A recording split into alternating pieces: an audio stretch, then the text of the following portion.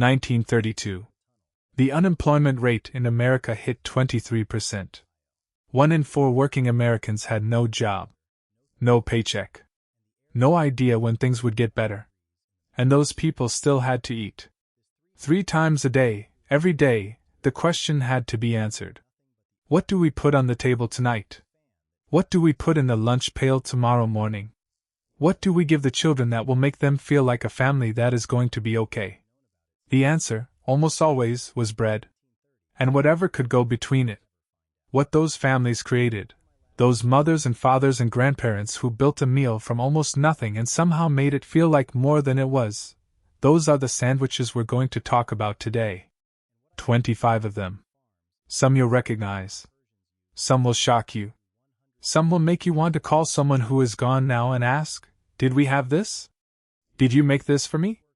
And every single one of them carries a story that deserves to be told. Number 25. The bologna sandwich. Poor man's steak. Let's start with the one everybody knows, or thinks they know. Because what most people remember about the bologna sandwich is the cheap cafeteria version.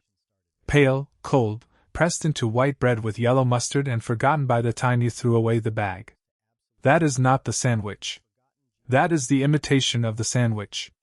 The real bologna sandwich, the one Depression-era families made, started with a hot skillet. You scored the edges of that slice in 4 places, like a clock, 12, 3, 6, 9, so it wouldn't curl into a tube when it hit the heat. Then you laid it in the pan and fried it until the edges went crisp and the center puffed slightly, and the whole thing turned from pale pink to something deep and caramelized and rich. That sandwich was called poor man's steak for a reason. Not mockingly. Proudly. Because a fried bologna sandwich done right, hot, crisp-edged, mustard-sharp, ate like a meal. It held you. It satisfied. Something. Men carried these in their lunch pails to factories and mines. Children carried them to school. And nobody was embarrassed about it, because everyone was eating the same thing, and it was good. Number 24, bread and butter. The most honest sandwich ever made. 2 slices of bread. Butter. Salt. That's it. I want you to sit with how far down you have to be to make this meal, and then I want you to tell me it's not food. Because it is.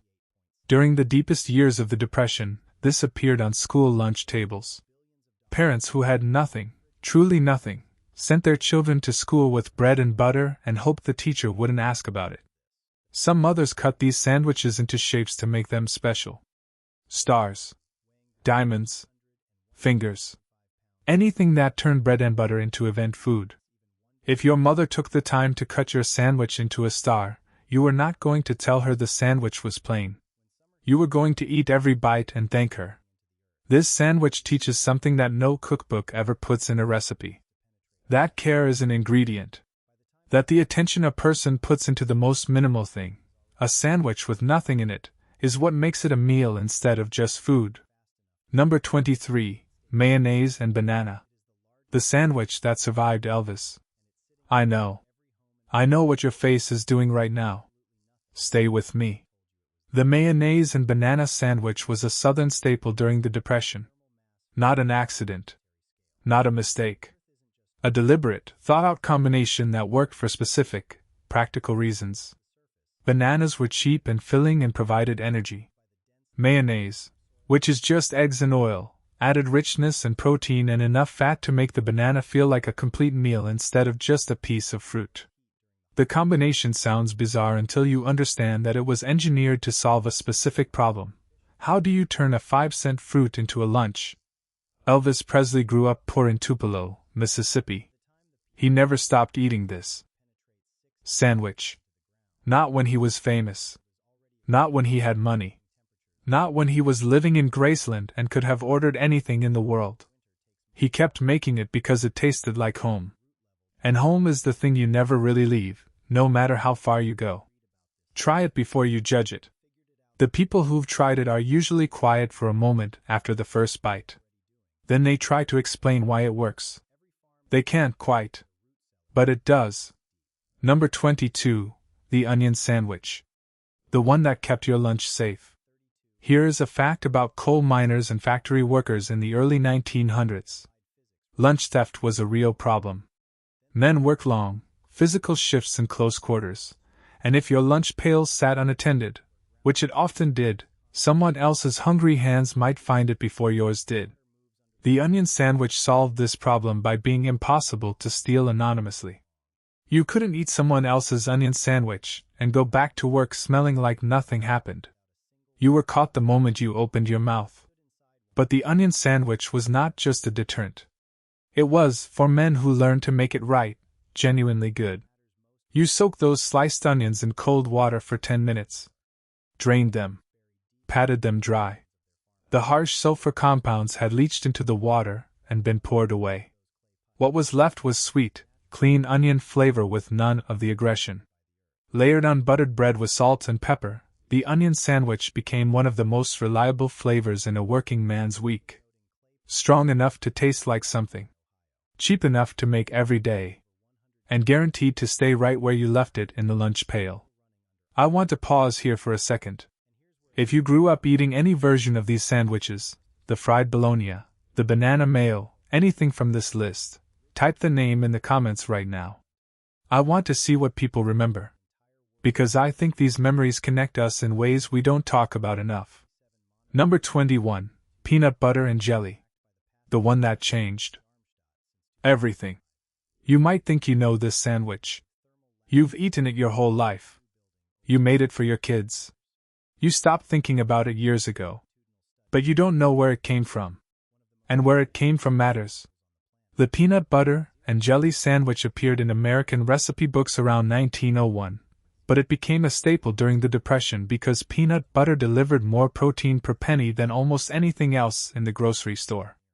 And the jelly, made at home from whatever fruit the garden or the countryside provided, was essentially free. Grape in the Northeast. Strawberry in the South. Apple butter in Appalachia. Plum in the Midwest. Every region's PB&J tasted slightly different because every region had different fruit, and every family put up what grew near them. During World War II, the U.S. military put both peanut butter and jelly in soldiers' ration packs. Millions of men came home from Europe and the Pacific with a taste for this combination they'd eaten from tin cans and foxholes. They introduced it to their children. Their children introduced it to theirs. The peanut butter and jelly sandwich became American not because it was invented here, but because it was needed here, repeatedly, by generation after generation of people who needed something cheap, complete, and good. I want to say something before we go further. When I put together a list like this, I always wonder, is there a way to talk about poverty food without making it feel like a historical curiosity? Without turning real hunger into content? Because the people who made these sandwiches, they didn't experience their lunches as history. They experienced them as Tuesday. As what you ate when the check didn't stretch. As the thing that kept you going until things got better, which they always eventually did. The dignity of these sandwiches is not in their poverty. It's in what was done with the poverty. A mother who cuts a bread and butter sandwich into a star shape for her child, that's not a woman who's given up. That's a woman who has decided that her child's experience of eating is worth her full attention even when there's almost nothing to work with. That's what I want you to hold on to while we go through the rest of this list. Not the poverty. The decision to make something of it. Number 20, the ketchup sandwich. The last resort that became a choice. Let me tell you something true about the ketchup sandwich. It started as a last resort. When the cupboard was bare and there was nothing left except bread and the bottle of ketchup that had been in the icebox for 2 weeks, you made a ketchup sandwich. But here is what happened next, and this is the part nobody talks about. Children who grew up eating ketchup sandwiches during the Depression, they kept eating them. Not because they had to. Because they wanted to. Because the taste of bread and tomato and salt and sugar was a taste that got into them when they were young and never completely left. Ketchup, remember, is cooked tomatoes. It contains lycopene, one of the most studied antioxidants in nutritional science. It contains vitamin C.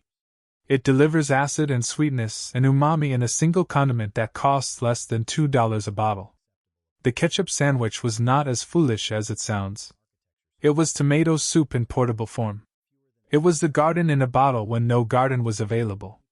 And for the children who grew up eating it, it remained the taste of a childhood that was hard and good at the same time, the way all real childhoods are. Number 19, tuna salad. The sandwich that carried a nation through rationing.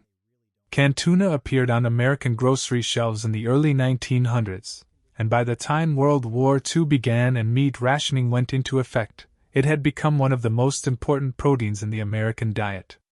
Beef was rationed. Pork was rationed. Chicken was expensive enough to require planning. But canned tuna was available, affordable, and required nothing more than a can opener and a jar of mayonnaise to become a complete lunch. Navy wives, women whose husbands were at sea, became the quiet evangelists of the tuna salad sandwich. They added hard-boiled eggs to stretch it further. Relish when they had it. Finely diced onion for bite. A squeeze of lemon when a lemon was available. They shared these variations at church socials and community gatherings, because sharing what you knew was how you helped people you couldn't otherwise help. A better tuna salad recipe cost nothing to give and might make someone's week slightly more bearable. That is what this sandwich carried. Not just protein. Community. The knowledge that other people were stretching the same ingredients, and managing the same shortages, and keeping each other going by sharing what they figured out. Number 18, fried Spam. The sandwich that went around the world and came home. Spam was introduced in 1937. By the time World War II ended, American soldiers had eaten it in every theater of the war: Europe, the Pacific, North Africa. They had eaten it from tins in France, from mess kits in Guadalcanal, from ration packs in the deserts of North Africa. Most of them came home slightly tired of it. But something interesting happened in Hawaii, where American military presence had introduced Spam during the occupation, and where it had been absorbed into local cooking traditions in ways that transformed it entirely. Hawaiian communities fried it with pineapple. They put it in rice. They made Spam musubi, Spam on rice, wrapped in seaweed, which became one of the most beloved convenience foods in the islands. The Spam sandwich that came home from the war, thin-sliced, pan-fried until caramelized, served on bread with mustard or mayonnaise, was a different animal from the cold block straight from the can. Knowing how to cook it was the entire difference. The same ingredient. The same can. Entirely different results depending on whether you put it in a hot pan first. That lesson, that technique matters more than ingredients, was encoded in every working-class kitchen that ever produced something good from very little. Number 17, chicken liver sandwich. The forgotten nutrition powerhouse. When a family raised its own chickens, which most rural families did through the Depression, every part of the bird had a job. The meat fed Sunday dinner. The carcass fed Monday's soup. The feet went into the broth for gelatin and body. And the liver, the heart, and the gizzards became the weekday sandwich filling that delivered more nutrition per bite than anything else in the lunch pail. Chicken liver, nutritional science now tells us, is one of the most nutrient-dense foods that exists. It contains more iron than beefsteak, more vitamin A than any plant source, complete B vitamins, choline for brain function, selenium for immune support. Farm children who carried chicken liver sandwiches in their lunch pails were, inadvertently, eating better than children in expensive households who had sandwiches of white bread and American cheese. They didn't know that. Their mothers didn't know that. They just knew the liver was there. It cost nothing extra beyond the chicken that was already being eaten, and a sandwich made from it would hold a child through a school day better than bread and butter alone. The wisdom was in the using of what was there. It always is. Number 16, egg and sardines sandwich. The immigrant genius. This sandwich came from the lunch pails of immigrant workers, Italian, Portuguese, Eastern European, who brought it with them from food traditions that understood oily preserved fish in a way that the American palate of the time did not yet. They knew that sardines, mashed with egg and acid, became something greater than either ingredient alone. The protein combination was extraordinary. Sardines contain omega-3 fatty acids in amounts that nutritionists now associate with reduced inflammation, better cognitive function, and lower cardiovascular risk. Combined with the complete protein of the hard-boiled egg, this sandwich provided sustained energy through physical labor that white bread and bologna simply couldn't match. The men who ate it didn't know any of that. They knew their fathers had eaten it. They knew it held them through a shift. They knew it tasted like the food of people who knew what they were doing. The sardine sandwich crossed ethnic lines slowly, passed from immigrant communities to the neighborhoods around them as people tasted what their neighbors were eating and recognized something good. By the 1940s, it appeared in school cafeteria guides and church cookbook supplements as a thrifty, nourishing alternative. It was always nourishing.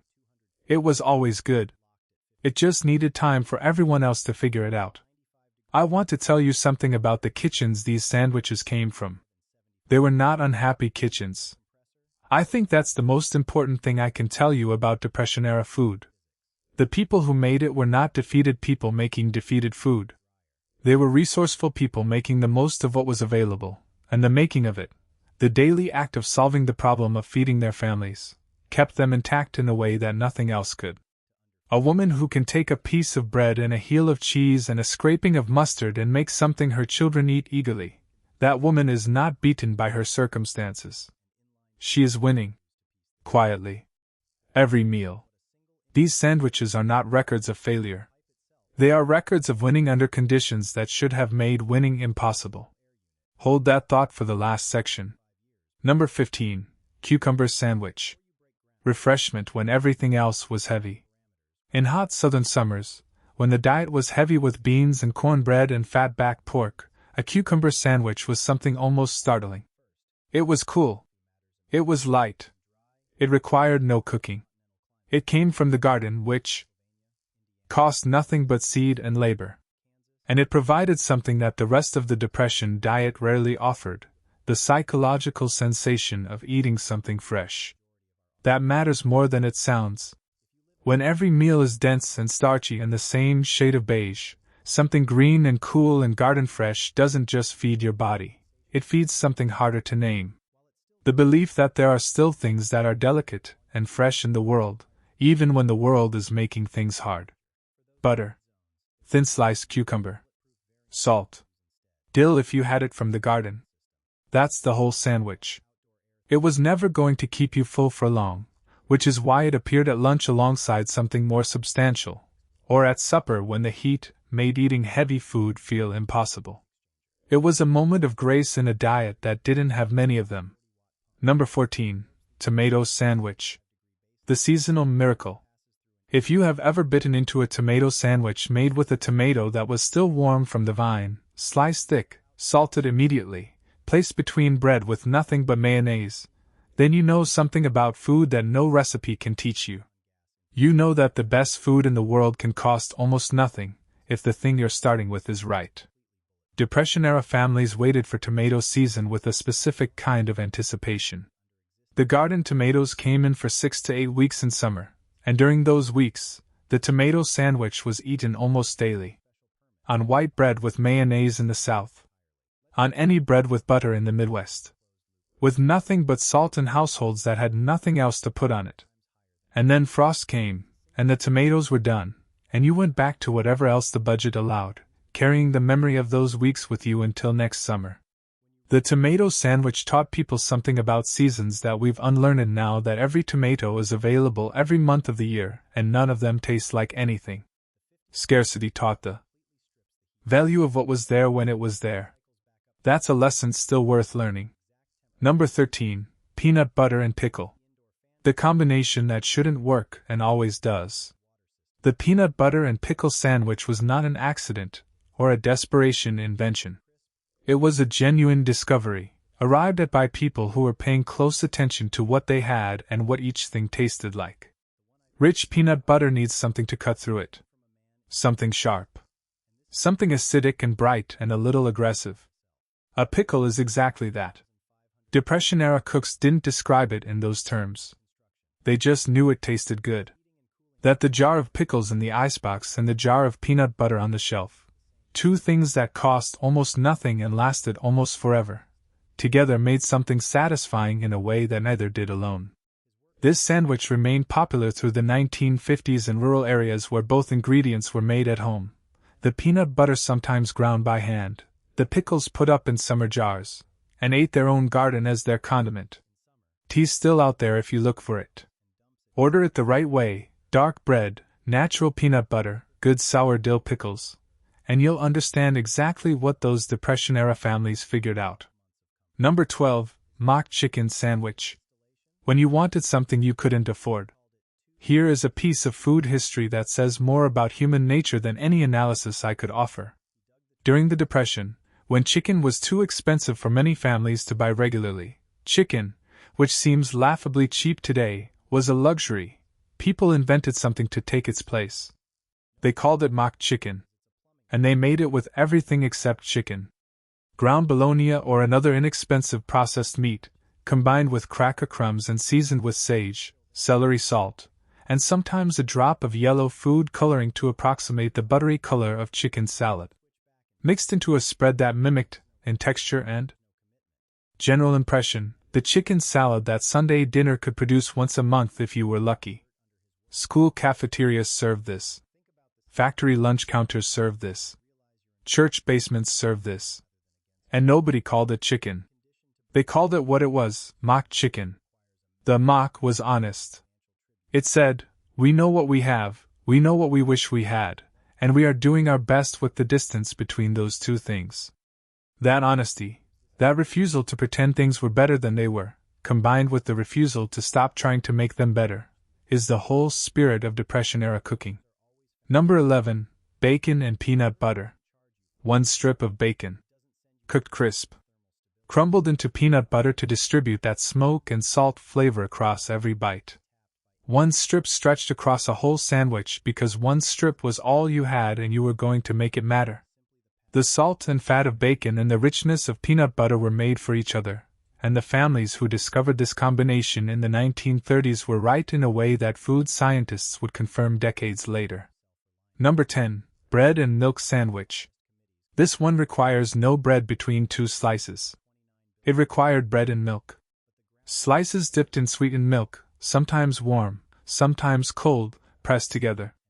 For children who couldn't afford dessert, this was dessert. Add a sprinkle of cinnamon, and it was almost cake. Almost.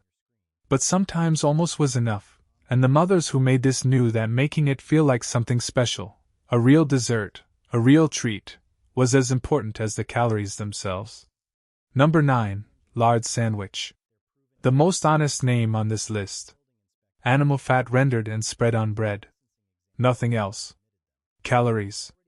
Energy. Sustenance when there was genuinely nothing else. Sometimes a pinch of salt. Sometimes sugar for something that passed as sweet.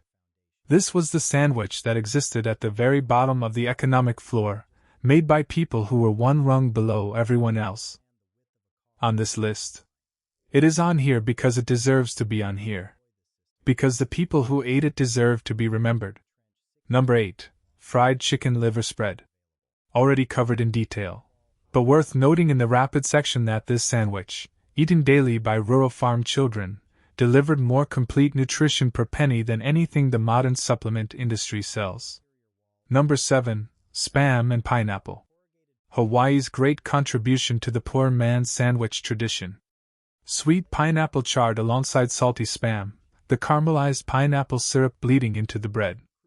A sweet-salty combination that Pacific Islander communities understood instinctively, and that the mainland American palate took decades to catch up to. Number 6, anchovy paste sandwich.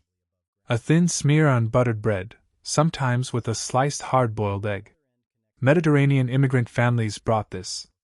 The flavor was intense enough that a small amount created enormous satisfaction, the umami concentration of preserved anchovies doing the flavor work that a full portion of meat would otherwise require. Omega-3s. High protein. Stored at room temperature for months. 5 cents a tube. This sandwich made financial and nutritional sense that only looks strange to people who've never had to make sense of a budget. Number 5, chicken salad from Sunday's leftover. The last use of a chicken that had already fed a family for 3 days. Roasted Sunday, soup Monday, chicken salad Tuesday and Wednesday. Every fiber of meat picked from the bones and chopped fine with mayonnaise and whatever was available, celery, apple, egg, to stretch it further. The finer you chopped it, the further it went. This is why Depression-era chicken salad is almost unrecognizably finer than modern versions. Every molecule earned. Number 4. Deviled ham. William Underwood Company started selling this in 1868. The little can with the red devil became one of the most recognizable packages in the American pantry for nearly a century. Ground ham mixed with mustard and cayenne, enough spice to make a small amount feel like a complete flavor experience. On bread with a leaf of whatever lettuce was available. It traveled well. It required no refrigeration. It was always there when nothing else was. Number 3. The Victory Sandwich. Named for the wartime spirit. Whatever you had, assembled with intention and eaten with the attitude that having something to eat was its own victory. Butter, mustard, whatever cold cuts the ration allowed, whatever vegetable the garden offered. The name was the point. You were winning. Even today. Even now. Especially now. Number 2. Ham and cheese. Paper thin and carefully counted. A single slice of ham. A single slice of processed American cheese. Layered on bread with mayonnaise, sometimes with lettuce from the garden to make it seem fuller. The ham folded to cover more surface. The cheese covering the gaps. A sandwich that fed a child through a school day while the adults at home had something lesser. Or sometimes nothing, because you always fed the children first. That was the rule. You always fed the children first. Number 1. Peanut butter and jelly. The first and the last. I know we already talked about this sandwich. I put it first and last on this list because it deserves to be both. It begins as Depression-era poverty food, a desperate combination of cheap protein and preserved fruit designed to keep school children fed on a nickel a day. And it ends as the most universally recognized sandwich in American history. Eaten by children whose families had nothing in 1932. Eaten by soldiers in the Pacific in 1944. Eaten by every generation since, in every economic circumstance, in every region of the country. The peanut butter and jelly sandwich crossed every line there was to cross. It started in scarcity and became ubiquitous. It started as a solution to a problem and became comfort food that nobody needs anymore but everybody still wants. That journey, from necessity to love, is the whole story of American food. We figured out how to eat through the worst times. And then we kept eating the same things because they were good. Because the people who made them were good. Because the love that went into even the most minimal meal was real. These 25 sandwiches carried America through its hardest decades. Not because they were extraordinary ingredients. Because the people making them were extraordinary people who refused to let hard times turn into defeated times. The next time your budget is tight, and everyone's budget gets tight, I want you to remember that the most resourceful cooks in American history worked with less than you have right now, and they made it beautiful. Subscribe if you want more of this. We're going to keep telling these stories for as long as there are stories worth telling, and there always are. And go to the comments right now and tell me, which one of these sandwiches is yours? Which one did your family make? Which one are you going to make this week? I'll be there. Reading every one.